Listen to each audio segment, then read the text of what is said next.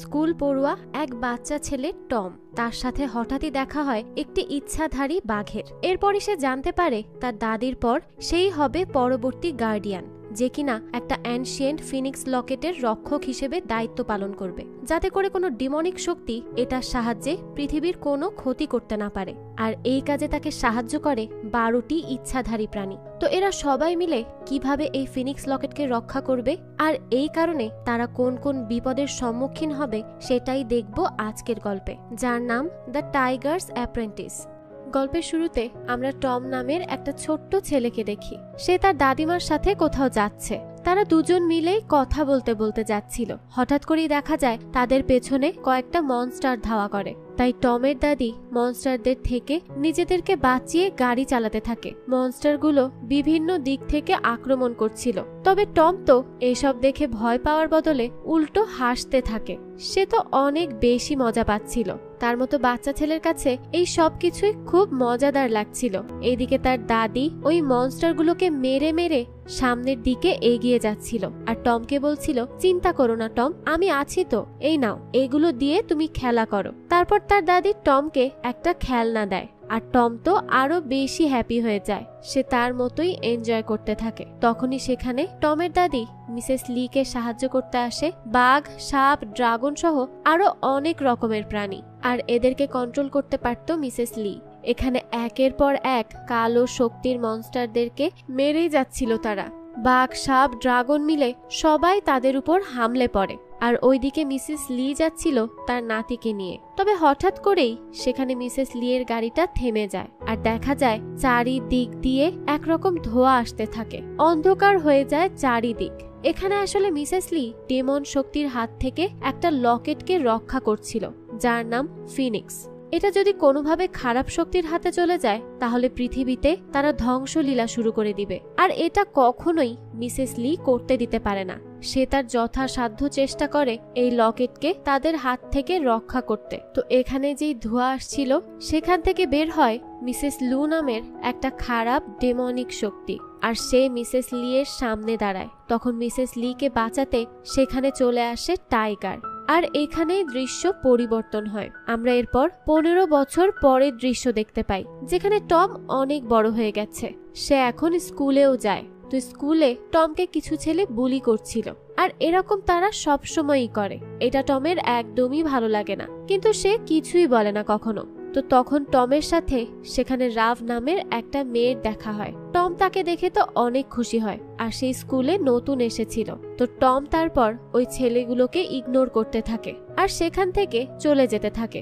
কিন্তু তখনই সেই ছেলেটা তার পরিবারের সম্পর্কে আজে বাজে কথা বলতে শুরু করে, আর তার দাদিকে পাগল বলে আর তাকে পেতনিও বলে, যার জন্য টমের অনেক রাগ হয়। সে বারবারই তাকে মানা করে সে যেন তার দাদিকে এইসব বলে না ডাকে, কিন্তু ওই ছেলে তো তার কোনো কথাই শুনতে চাইছিল না। সে বারবারই তার দাদিকে পাগল, পেতনি এসবই বলে যাচ্ছিল। তো যখন ছেলেটা টমকে নিচে চেপে ধরে রাখে তখন অনেক রাগের থেকেই টমের হাত থেকে হুট করেই ম্যাজিক বের হয়, আর ওই ছেলেটা একদম উপরে গিয়ে ঝুলে থাকে।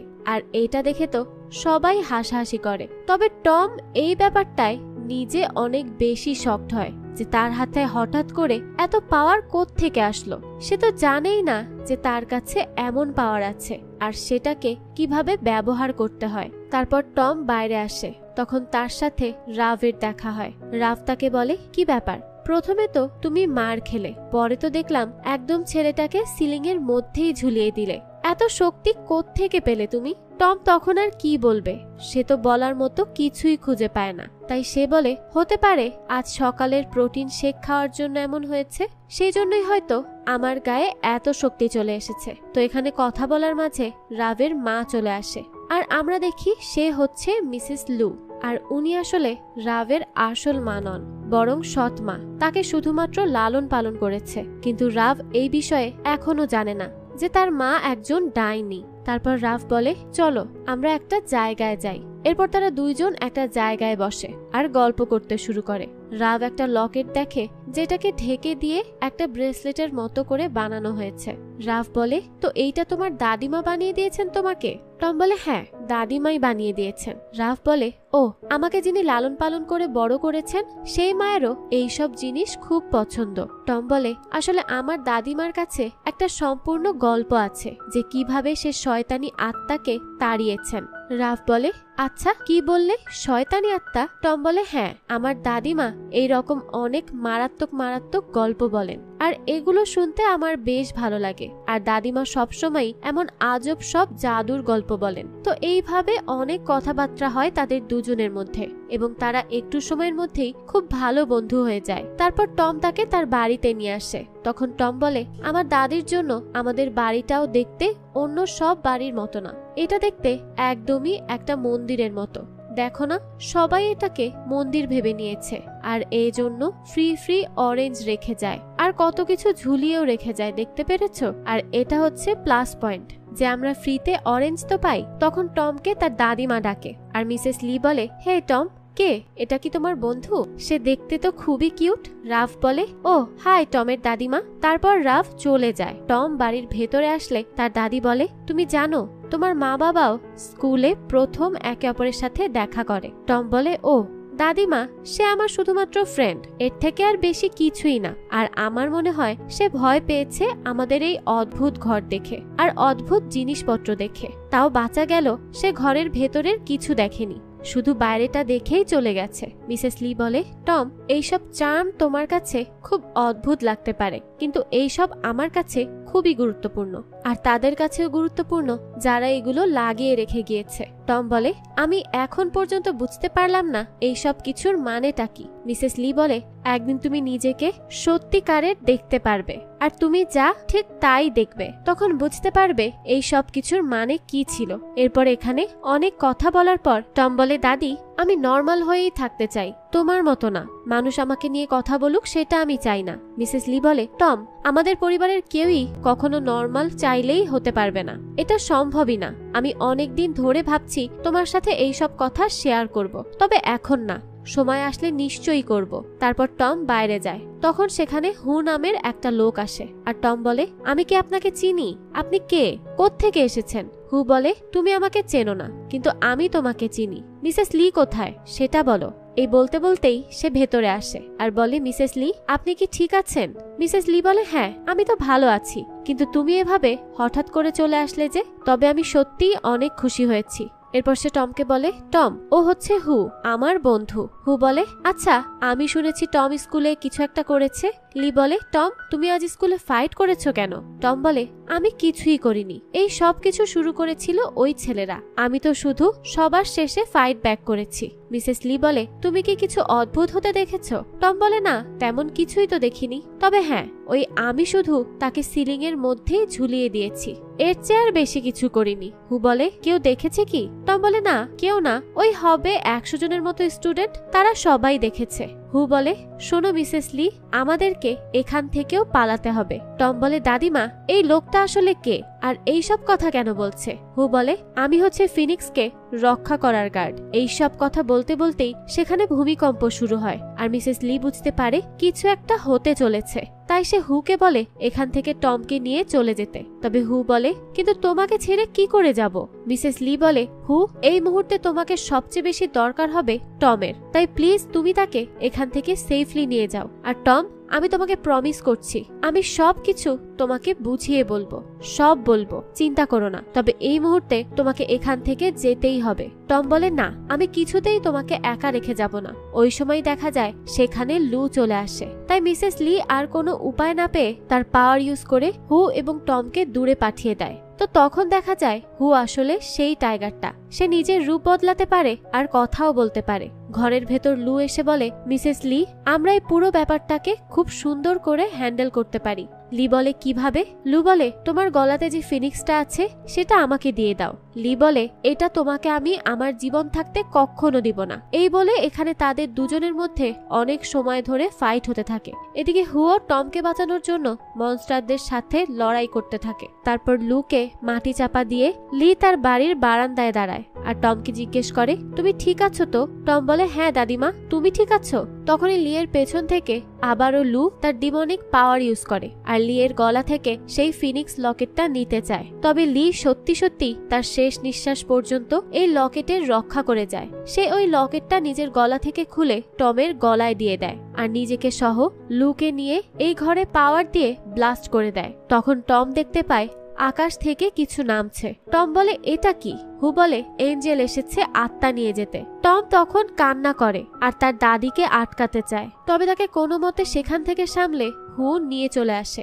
তারপর হু টমকে নিয়ে আসে তার থাকার জায়গায়, যেখানে সে থাকে। টম বলে, এইসব কি হচ্ছে আর ওই মনস্টারগুলো কোথা থেকে আসলো? হু বলে, ওই সব হচ্ছে লুয়ের ক্রিয়েচার, তারা লুয়ের হয়েই কাজ করে। সে এইসব পাঠিয়েছে আমাদেরকে শেষ করে দিতে আর ওই ফিনিক্স লকেটটাকে নিয়ে যেতে। টম বলে, দাদিমা আমাকে এরকম অনেক গল্প বলতো, অদ্ভুত লাগতো আমার এইসব, আমি কোনো কিছুই বিশ্বাস করতাম না। হু বলে, হ্যাঁ এখন তো বুঝতে পারছো এইসব কোনো গল্প না, এই সব কিছুই ছিল সত্যি। তোমার দাদিমা ছিলেন একজন বেস্ট গার্ডিয়ান, সে এতদিন এই ফিনিক্স লকেটটাকে রক্ষা করেছে।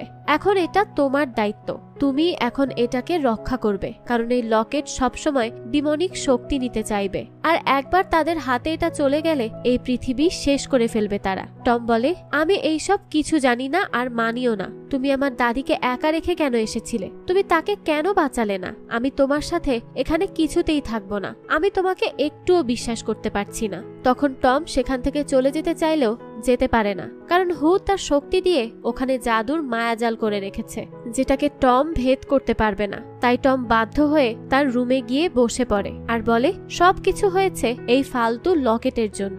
এই কথা বলে টম বিছানায় মাথা রাখতেই সে নিজেকে এক অন্য দুনিয়ায় আবিষ্কার করে। হঠাৎ করেই সেখানে একটা সুন্দরী মহিলা আসে আর এসেই তাকে বলে, কার এত বড় সাহস যে সে নুকুয়াকে জাগিয়েছে? আর এই নুকুয়াই কিন্তু ফিনিক্স তৈরি করেছিল মানুষ তৈরি করার জন্য, তার থেকেই মূলত এই লকেটের উৎপত্তি। তো এখানে টম উত্তরে বলে, আমি।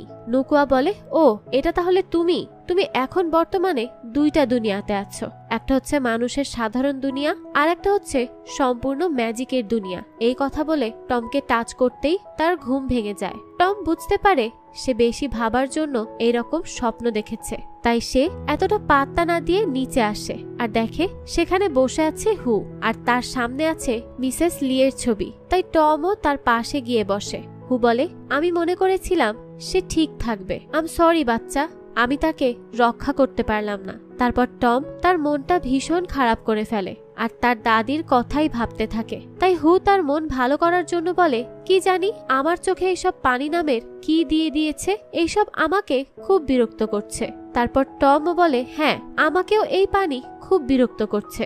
এরপর আমরা দেখি পরের দিন সকালে হু আসে আর টমকে ডেকে উঠাতে থাকে, কিন্তু সে তো কথাই শোনে না। তাই হু তাকে ধরে ঠেলতে থাকে ওঠার জন্য। হু বলে, এই টম ওঠো তাড়াতাড়ি। টম বলে, তুমি আগে গিয়ে তোমার নখ কেটে আসো। তখন হুয়ের রাগ হয় আর সে একটা হুঙ্কার দেয় আর সেই হুঙ্কারের জন্য টম দূরে গিয়ে ছিটকে পড়ে। টম বলে, এইটা কি হলো হু? তুমি কি এইভাবেই মানুষদেরকে ঘুম থেকে তোলো? হু বলে, ও সরি, নেক্সট টাইম আমি একটা গান গাইবো এইসবের বদলে, ঠিক আছে?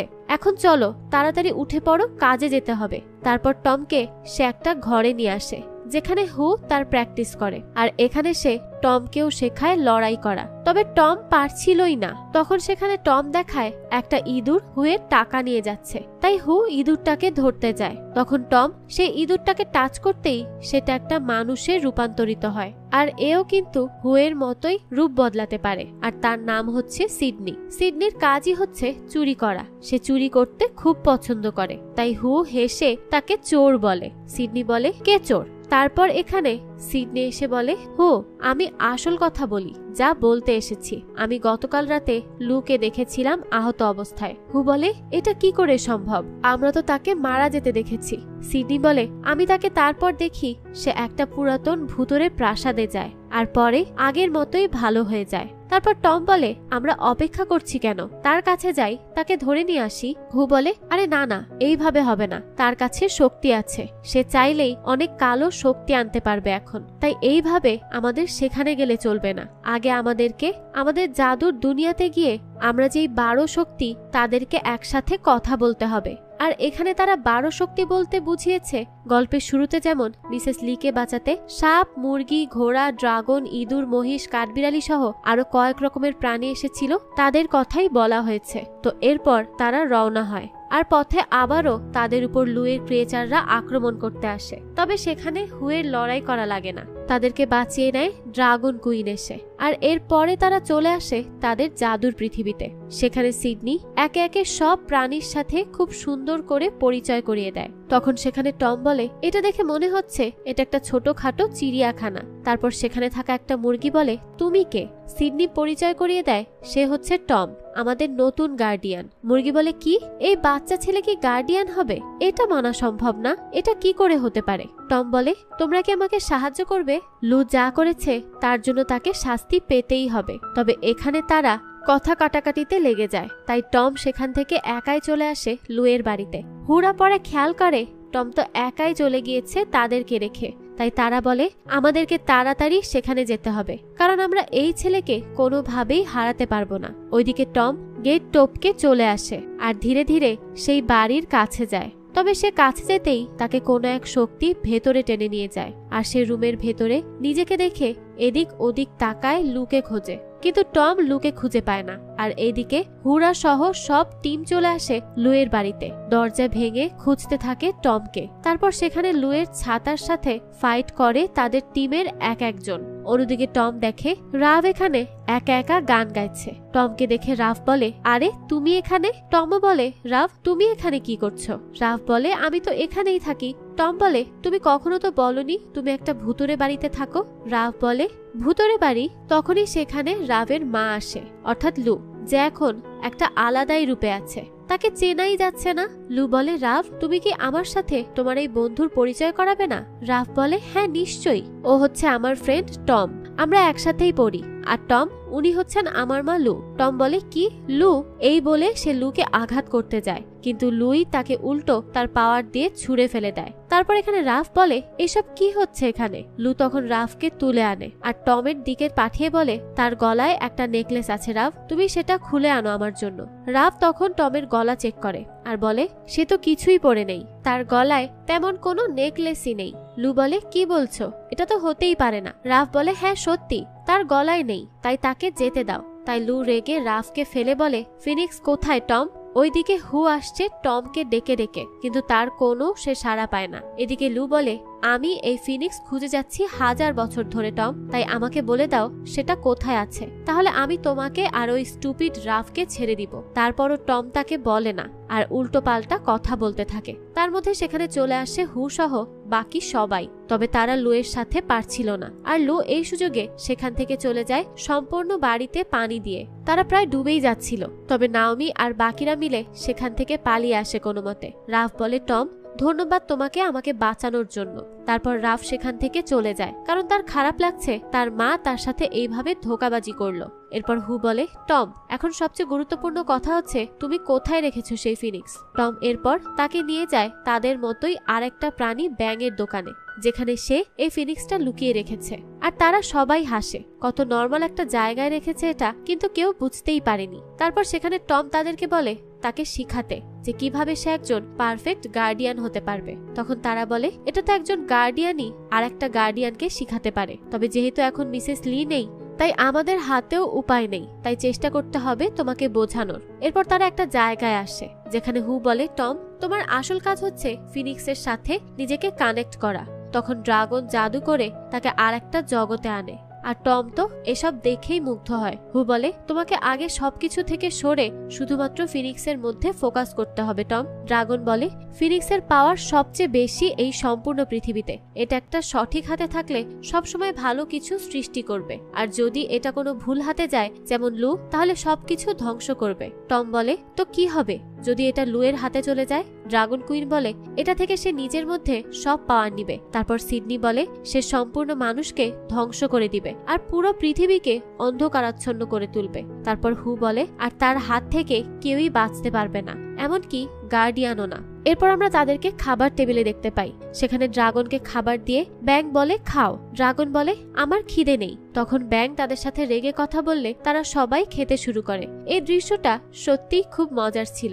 তারপর এখানে তারা টমের অনেক ট্রেনিং করায়, তাকে জাদুও শেখায়। তারপর হু বলে তুমি এইভাবে কিছু করতে পারবে না যদি তুমি ফিনিক্সকে দেখতে না পাও। তোমাকে গার্ডিয়ানলি অনেক কিছু শিখাতে চেয়েছে, কিন্তু তুমি শিখতে চাওনি কখনো। তারপর এইসব নিয়ে হু আর টমের মধ্যে ছোটখাটো কথা কাটাকাটি হয়ে যায়। এরপর টম ড্রাগন কুইনকে বলে সে আমাকে ঘৃণা করে। ড্রাগন কুইন বলে তুমি কি সেটাই মনে করো? কে তোমার জন্য জীবন দিতে পারে বলো? টম বলে মানে? তখন এখানে ড্রাগন কুইন 15 বছর আগের কথা বলে, যেখান থেকে এই গল্পটা শুরু হয়। তো আমরা দেখেছিলাম হু মিসেস লি আর টমকে বাঁচাতে লুয়ের সামনে এসে দাঁড়িয়েছিল। ড্রাগন কুইন বলে তখন তুমি ছোট একটা বাচ্চা ছিলে, তোমাকে বাঁচাতে হু তার জীবনই বলিদান দিয়ে দেয়। যখন আকাশ থেকে এঞ্জেল আসে হুয়ের আত্মা নিতে, তখন মিসেস লি তাকে নিজের আত্মার অর্ধেক তাকে দিয়ে বাঁচিয়ে দেয়। তখন থেকেই তার জীবনের পার্ট হু। টম বলে কি দাদিমার আত্মার পার্ট আছে হুয়ের মধ্যে? ড্রাগন বলে হ্যাঁ, তুমি হুয়ের মধ্যে তোমার দাদিকে দেখতে পারবে তার চোখের দিকে তাকিয়ে।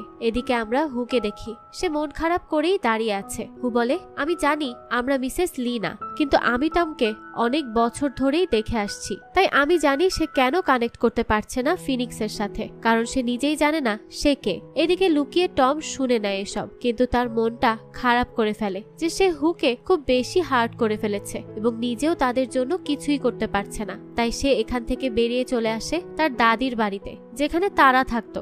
সেখানে গিয়ে সে তার দাদির ছবি দেখে আর বলে আমি কিছুই বুঝতে পারছি না, কেন তুমি আমাকে ছেড়ে গেলে এই সব কিছু না শিখিয়ে। তখন সেখানে দেখে মিসেস লি এসেছে। টম তাকে খুশি হয়ে জড়িয়ে ধরে আর বলে আমি কি সব সত্যি দেখছি? তুমি বেঁচে আছো, কিন্তু আমার কাছে কেন আসলে? কোথায় ছিলে? মিসেস লি বলে এটা অনেক বাজে কাহিনী, পরে বলবো, আগে বলো তোমার কাছে কি আমার নেকলেসটা আছে? টম বলে হ্যাঁ আছে তো, আমি এটা দিয়ে কি করব বলো তো? আমি তো কোনো গার্ডিয়ানও না, আর আমি জানিও না কি করে একজন গার্ডিয়ান হতে হয়। মিসেস লি বলে কোনো সমস্যা নেই, তুমি ভেবো না, আমি এখন চলে এসেছি, তাই নেকলেসটা দিয়ে দাও আমাকে। টম তাকে দিতেই যাবে, তখনই সেখানে রাভ আসে আর বলে টম তুমি তাকে ওটা দিও না, সে তোমার দাদি নয়। তখন দেখা যায় এটা হচ্ছে লু, আর সে এখানে মিসেস লি এর রূপ ধরে এসেছিল। তারপর তারা সেখান থেকে পালাতেই যায়, তবে লু টমের গলা থেকে সেই ফিনিক্সটা নিয়ে চলে যায়। অন্যদিকে আমরা হুকে দেখতে পাই, সে রেগে আছে আর বলে আমি বুঝতে পারছি না সে এখনো কি করে এরকম বোকা বোকা কাজ করতে পারছে, সে এখনো কেন পালিয়ে যাচ্ছে, সমস্যা কি তার? ড্রাগন কুইন বলে সে গিয়েছে নাকি তুমি তাকে যেতে বাধ্য করেছো? হু বলে না, আসলে তেমন না। তো এই নিয়ে তাদের মধ্যে কিছু কথা হচ্ছিল, তখনই সেখানে টম আসে আর বলে আমি হারিয়ে ফেলেছি সেটা, লু ফিনিক্স নিয়ে চলে গিয়েছে। হু আর ড্রাগন তো একদমই শকড, এখন কি করবে তারা? তারপর টম একা একাই ছাদে মন খারাপ করে বসে থাকে। তো সেখানে তখন হুও যায়। টম বলে আমি ভেবেছিলাম যদি আমি আমাদের পুরাতন বাড়িতে যাই তাহলে হয়তো আমি বুঝতে পারবো কেন দাদি আমাকে কিছু বলেনি, তবে সেখানে গিয়ে আমি শুধুমাত্র এই টয়টা পেয়েছি। তখন হু হেসে বলে বাহ, এটা আমি তোমাকে দিয়েছিলাম যখন তুমি একটা বেবি ছিলে। টম তখন অবাক হয়ে বলে তুমি দিয়েছিলে? হু বলে আমি তোমাকে দেখেছি তোমার জীবনের শুরু থেকে, আমরা জানতাম লু ফিরে আসবে আবার, তাই আমি আর তোমার দাদিমা সিদ্ধান্ত নেই তোমাকে তার হাত থেকে বাঁচাতে হবে। তখন টম বলে আমার ভুলের জন্যই লু ওই ফিনিক্সটাকে নিয়ে গিয়েছে। হু বলে না, এটা আমার জন্য হয়েছে, আম সরি, আমি খুবই বাজে মেন্টর। তবে আমি এত হাজার বছরে যেটা বুঝতে পেরেছি সেটা হচ্ছে সবচেয়ে বড় গুরুত্বপূর্ণ বিষয় হলো কি করে তুমি নিজের পদক্ষেপটা নিচ্ছ। টম বলে আমি নিজেই জানি না আমি কখনো কোনো কাজে আসবো কিনা। হু বলে এইসব কথা বলো না টম, তুমি হাজার বছর থেকে হয়ে আসা গার্ডিয়ানেরই রক্ত, আর তোমার দাদিমা তোমার উপর বিশ্বাস করেই সেই নেকলেসটা দিয়েছেন, তিনি জানতেন তুমি পারবে তার সুরক্ষা করে রাখতে। টম বলে ঠিক আছে, তাহলে কি করে আমরা লুকে খুঁজে পাবো সেটা বলো। হু বলে আমাদেরকে খুঁজতে হবে সেই ফিনিক্স। লু অপেক্ষা করবে সূর্য ডোবার, কারণ তার তখন শক্তি বেশি হবে। তার আগেই এখানে তোমাকে খুঁজতে হবে কোথায় আছে ফিনিক্স, তোমাকে কানেক্ট করতে হবে তার সাথে। এরপর টম চেষ্টা করে ফিনিক্স খোঁজার আর সেটার সাথে নিজেকে কানেক্ট করার। তারপর টম খুঁজে পেয়েও যায়। এরপর সে লুকেও পায় আর লু বলে টম তুমি একদম তোমার দাদির মতো। এরপর লু এখানে তার সব মনস্টারদেরকে ডাকে আর তাদের পেছনে লাগিয়ে সে একটা উঁচু বিল্ডিং এর উপরে উঠে যায়। সেখানে অনেক মারামারি করার পর টমকে লু তার জাদুর মাধ্যমে তার ছাতার ভেতরে নিতে চায়, কিন্তু তাকে বাঁচিয়ে নেয় হু। তখন টম হুয়ের চোখে তার দাদিকে দেখতে পায় আর খুব ইমোশনাল হয়ে যায়। এইভাবে আবারও হু টমকে বাঁচাতে বাঁচাতে নিজের জীবনকে বাজি রেখে ফেলে আর সে টমের বদলে লুয়ের ছাতার ভেতরে চলে যায়। এবার টমের খুব রাগ হয় আর সে লুকে তার পাওয়ার দিয়ে দূর করে হুকে আনতে যায়, তবে লু তার ছাতা নিচে ফেলে দেয়। লু বলে, আমি তোমার থেকে তোমার সব প্রিয় মানুষকেই কেড়ে নিলাম। বেচারা টম। তখন টমের রাগ হয় আর সে তাকে মারতে যায়। লু বলে, টম তুমি কি জানো আমি কেন তোমাকে ওই দিন রাতে ব্রিজের মধ্যে প্রাণে মারিনি? কারণ আমি সেদিন দেখেছি তোমার চোখে যে তুমি কোনো গার্ডিয়ান কখনোই হবে না, তাই আমি তোমাকে ছেড়ে দেই। টম বলে, না এটা একটা মিথ্যা, আমাকে সেদিন হু বাঁচিয়েছিল। লু বলে, আচ্ছা তাহলে এখন কোথায় তোমার টাইগার? ওইদিকে হু যে ছাতায় ছিল সেই ছাতাকে ধরার জন্য বাকি সব প্রোটেক্টর চেষ্টা করে, তবে রাফ সেটাকে ধরে আর নাওমি তাকে সাহায্য করে নিচে নামায়। এদিকে লু ফিনিক্সকে বের করে আর বলে, তুমি জানো আমি এই মুহূর্তের জন্য কত কাল অপেক্ষা করেছি, আমি কত করে চেয়েছি এই মুহূর্তটা, আজ অবশেষে সেই সময় চলেই আসলো। আমি এই পাওয়ার ইউজ করে সম্পূর্ণ পৃথিবীকেই বদলে দিব, সেখানে কোনো মানুষের অস্তিত্বই থাকবে না। তখন দেখা যায় সেখানে সব মানুষের প্রাণ টেনে নিয়ে আসছে এই ফিনিক্স, আর ওইদিকে নাওমি হুকে মুক্ত করে ফেলে সেই ছাতা থেকে। আর হু বলে, চলো সবাই চলো, আমাদের গার্ডিয়ানকে বাঁচাতে হবে। এরপর একে একে সবাই উপরে যায় সব মনস্টারদেরকে হারিয়ে। তবে ততক্ষণে অনেক দেরি হয়ে যায়, সবার প্রাণ ফিনিক্স নিয়ে ফেলে আর সূর্য অস্ত যায়। লু বলে, তোমরা অনেক দেরি করে ফেলেছ, এখন এটা আমার সময়। এই বলে তার মধ্যে সে সব শক্তি নিয়ে নেয় আর টম রেগে তার দিকে তাকিয়ে এগিয়ে আসে। লু বলে, আসো টম, তুমিও তোমার দাদির মতোই ফাইট করে করে মরতে চাইছো তাই তো? সেটা আমি ভালো মতোই বুঝতে পারছি, তাই আমার কোনো সমস্যা নেই, আসো আমি রেডি আছি। তবে তখন টম বলে, আমাদের লড়াই করার কোনো প্রয়োজন নেই, আমাদের দরকার মন। তখন লু বলে, কি বলছো এইসব, আসো ফাইট করো আমার সাথে। টম তখন এগিয়ে যায় ফিনিক্সের দিকে। হু বলে, টম বলে, আমি এখন সব বুঝতে পেরেছি দাদিমা, আমি ফিনিক্সকে দেখতে পাচ্ছি। তখন টম গিয়ে ফিনিক্সকে টাচ করে আর দেখা যায় সেখানে একটা ডানা সহ পাখির মতো কিছু একটা আছে, যার হৃদয়ের মধ্যে হাত দিয়ে বলে, সব ঠিক আছে, আমি আছি তো তোমাকে প্রোটেক্ট করার জন্য।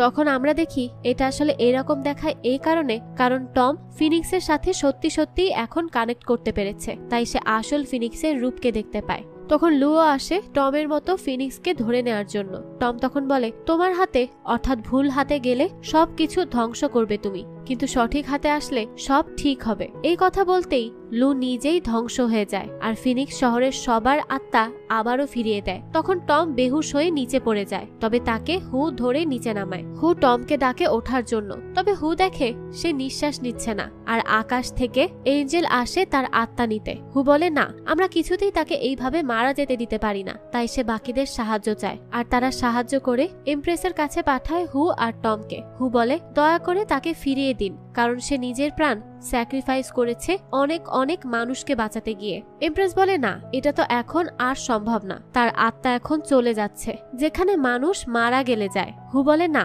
এটা হতে পারে না, কারণ আমাকে মিসেস লি বাঁচিয়েছিলেন, আমি চাই এখন টমকে বাঁচাতে, সেই জন্য যা করার আমি তাই করব। তখন এমপ্রেস বলে, তাহলে তুমি আর টম এখন এক আত্মার হয়ে যাবে, আর তুমিও তখনই মারা যাবে যখন সে মারা যাবে। হু বলে, আমি তাতে ভয় পাই না, কিন্তু টমকে বাঁচাতেই হবে। তারপর হু আর টমের আত্মাকে এক করা হয় এবং বাস্তবে টমের হুঁশ ফিরে আসে। টম বলে, তুমি আমাকে মরতে দিলে না, বাঁচিয়েই নিলে। হু বলে, হ্যাঁ, কারণ তোমার এখনো অনেক কাজ বাকি আছে। আর এখানে তারা সবাই অনেক খুশি হয়, কারণ তাদের মাঝে তাদের গার্ডিয়ান ফিরে এসেছে। তারপর তারা এখানে একটু হাসি মজা করে আর অনেক সুন্দর সময় কাটায়। এরপর দৃশ্য পরিবর্তন হয় আর আমরা হুকে দেখি সে সবার সামনে ঘোষণা করে, আমাদের নতুন গার্ডিয়ান এখন থেকে টম। সবাই তাকে এই কথা শুনে শুভকামনা জানায় আর টমও খুব খুশি হয়, কারণ সেও এখন তার দাদির মতো একজন গার্ডিয়ান হয়ে কাজ করবে, যেটা তার জন্য অনেক বড় অর্জন। তারপর হু বলে, আমার কাছে একটা গিফট আছে তোমাকে দেওয়ার জন্য। টম বলে, সেটা কি? তো হু যখন তাকে সেটা দেয়, টম সেটা খুলে দেখে, কিন্তু সে দেখতে পায় এটা তো একদমই খালি। টম বুঝতে পারে না ব্যাপারটা কি। তখন হু সিডনিকে বলে, সিডনি, আসলে সিডনি তো সবসময় চুরি করে বেড়াতো, তাই হু তাকে সন্দেহ করে। তো সিডনি বলে, ও এখন আমার দোষ, আমি কিছু চুরি করিনি, তুমি দেখো তুমি কোথায় রেখেছো। তারপর হু তাকে তুলে ফেলে আর দেখে সেই আসলে একটা চাবি চুরি করেছে আর এই বক্সে একটা চাবি ছিল। তো এটা নিয়েও অনেক মজা হয় তাদের মধ্যে। তারপর হু টমকে সেই চাবিটা দেয় আর বলে, তোমার যখন ইচ্ছা হবে তুমি চলে আসতে পারবে আমার বাড়ি, তুমি কোনো ইতস্তত বোধ করবে না, আর আমি তো সব সময় তোমার জন্যই আছি। আচ্ছা, আর এখানে কিন্তু হুয়ের বডির কালার চেঞ্জ হয়ে গিয়েছিল, সে একটু সাদাটে হয়ে যায় কারণ তার আত্মা টমের আত্মার সাথে মেলানো হয়েছে।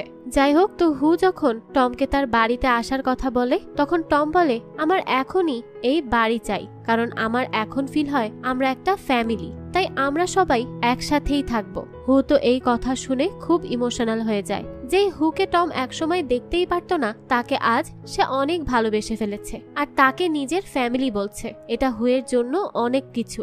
তারপর আমরা অনেক দিন পরের দৃশ্য দেখতে পাই, যেখানে হু বলে, তোমার আরো অনেক ট্রেনিং এর দরকার আছে। তারপর সে টমকে ট্রেনিং করায়, আর এখানে দেখা যায় ট্রেনিং করার এক পর্যায়ে টম হয়ে যায় সেই হুয়ের আগের রূপের মতো, টাইগার। হু যেমন ছিল টমও ঠিক তেমন হয়ে যায়। সবাই তো অবাক যে এটা কি হলো, তবে হু বুঝতে পারে এটা কেন হয়েছে, কারণ সে তার আত্মাকে শেয়ার করেছে টমের সাথে, সেজন্যই এই ব্যাপারটা ঘটছে। তবে টম বলে, আরে বাহ, এটা তো খুব কুল, আমি এখন টাইগারও হতে পারছি। তো এই মিষ্টি মুহূর্তের সাথেই এই গল্পটি শেষ হয়ে যায়। তো এই ছোট্ট ছেলেটির গার্ডিয়ান হয়ে ওঠার গল্পটি আপনাদের কাছে কেমন লেগেছে সেটা অবশ্যই আমাদের কমেন্ট করে জানাবেন। আর এই গল্পটা যদি এতটুকু ভালো লেগে থাকে তাহলে একটি লাইক দিয়ে যাবেন। আর আমাদের চ্যানেলে কিন্তু প্রতিনিয়তই নতুন নতুন ভিডিও আপলোড করা হয়, সেই সব ভিডিওর আপডেট পেতে আমাদের চ্যানেলটিকে সাবস্ক্রাইব করে বেল আইকনে অল দিয়ে রাখতে কিন্তু ভুলবেন না। আজকে তাহলে এই পর্যন্তই, আবারও হাজির হব নতুন কোনো গল্প নিয়ে।